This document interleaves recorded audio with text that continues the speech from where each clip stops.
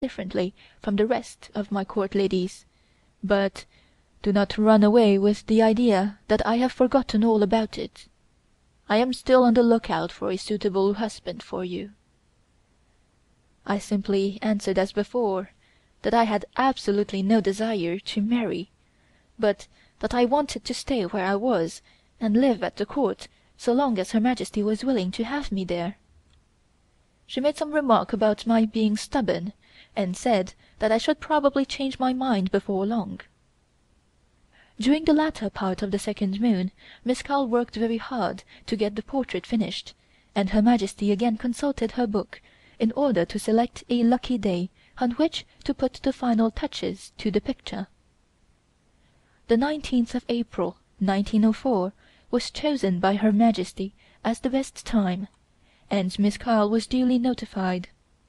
Miss Carl most emphatically stated that it was quite impossible to finish the portrait properly by the time named, and I told Her Majesty what Miss Carl said, explaining that there were many small finishing touches to be added, and I suggested it would be better to give Miss Carl a few days longer if possible. However, Her Majesty said that it must be finished by 4 o'clock on the 19th day of April, and therefore there was nothing further to be said. About a week before the time fixed for the completion, Her Majesty paid a visit to the studio to finally inspect the picture. She seemed very much pleased with it, but still objected to her face being painted dark on one side and light on the other. As I have said before, I had explained that this was the shading, but Her Majesty insisted on my telling Miss Carl to make both sides of her face alike. This led to a pretty hot discussion between Miss Carl and myself, but she finally saw that it was no use going against Her Majesty's wishes in the matter, so consented to make some slight alteration. Happening to catch sight of some foreign characters at the foot of the painting, Her Majesty inquired what they were, and on being informed that they were simply the artist's name, said, "Well, I know foreigners do some funny things, but I think this is about the funniest I ever heard of. Fancy putting her own name on my picture! This will naturally convey the impression that it is a portrait of Miss Carl, and not a portrait of myself at all." I again had to explain the reason for this, saying that it was always customary for foreign artists to write their names at the foot of any picture they painted, whether portrait or otherwise. So Her Majesty said she supposed it was all right, and would have to remain, but she looked anything but satisfied with it. By working practically all night and all day, Miss Carl managed to get the portrait finished by the time stipulated, and Her Majesty arranged that Miss Conger and the other ladies of the Diplomatic Corps should come to the Palace and see the portrait. This was quite a private audience, and Her Majesty received them in one of the small audience halls. After the usual greetings, Her Majesty ordered us to conduct the ladies to the studio, which we did, Her Majesty bidding them good-bye and remaining in her own apartments.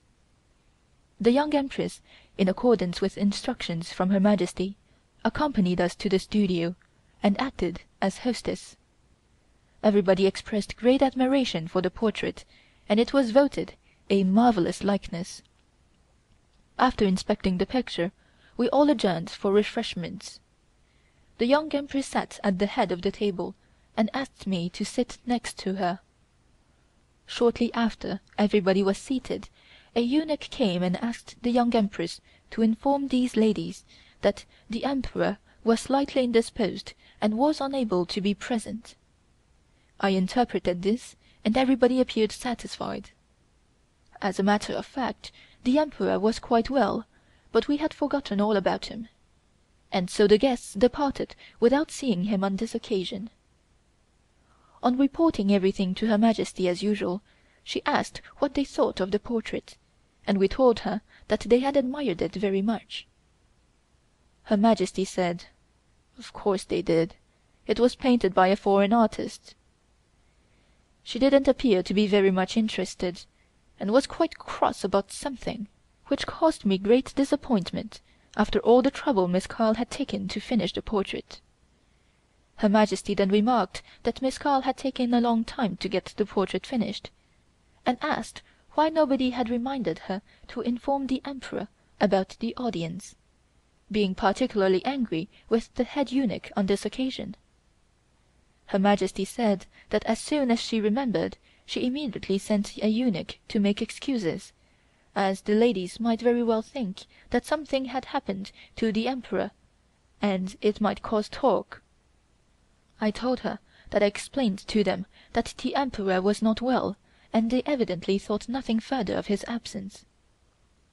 By the next day the carpenters in the Palace had finished the frame for the portrait, and when it had been properly fitted, Her Majesty ordered my brother to take a photograph of it. This photograph turned out so well that Her Majesty said it was better than the portrait itself. The picture being now quite finished, Miss Carl prepared to take her leave, which she did a few days later, having received a handsome present in cash from Her Majesty, in addition to a decoration, and many other presents as a remuneration for her services.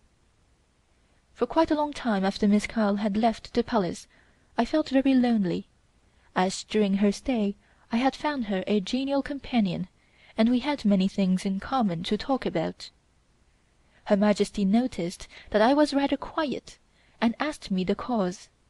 She said, "I suppose you are beginning to miss your friend, the lady artist."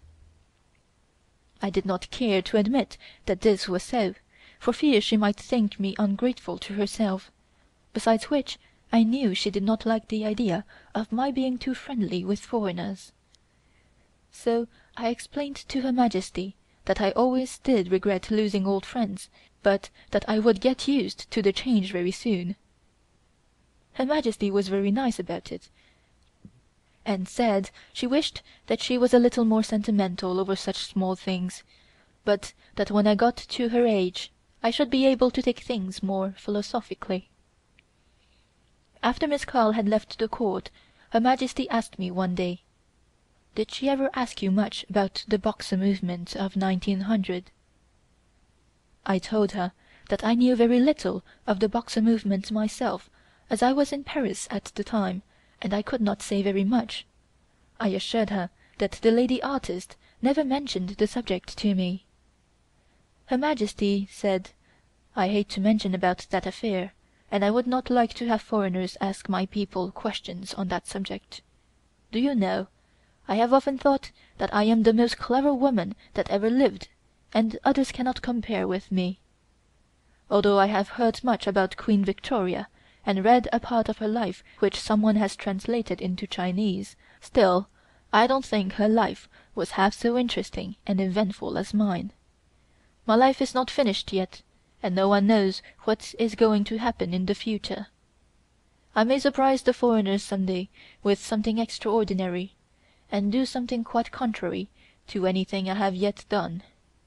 England is one of the great powers of the world, but this has not been brought about by Queen Victoria's absolute rule. She had the able men of Parliament back of her at all times, and of course they discussed everything until the best result was obtained. Then she would sign the necessary documents, and really had nothing to say about the policy of the country. Now look at me. I have 400 million people, all dependent on my judgment. Although I have the Grand Council to consult with, they only look after the different appointments, but anything of important nature I must decide myself. What does the Emperor know?